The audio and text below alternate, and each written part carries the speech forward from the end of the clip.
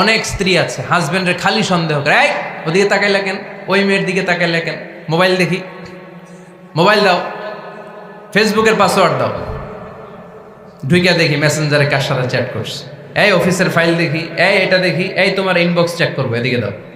আছে না নাই? আহা, এই সন্দেহ ঘরটারে জাহান্নামের টুকরা বানিয়ে ছেড়েছে।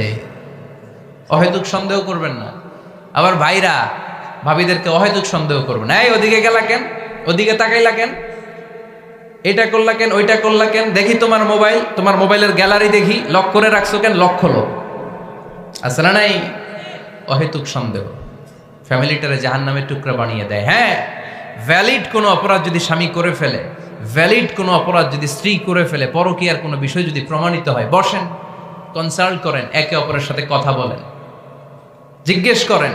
কিন্তু অহেতুক, আমি অনেক ফ্যামিলি এরকম দেখেছি, আমার কিছু বন্ধুকেও আমি দেখেছি যে এদের অবস্থা খুব খারাপ, খালি সন্দেহ করে। আছে না নাই? এই সন্দেহের রোগটা বড় রোগ, এই রোগ থেকে বেরিয়ে আসতে হবে। অহেতুক সন্দেহ করা যাবে না।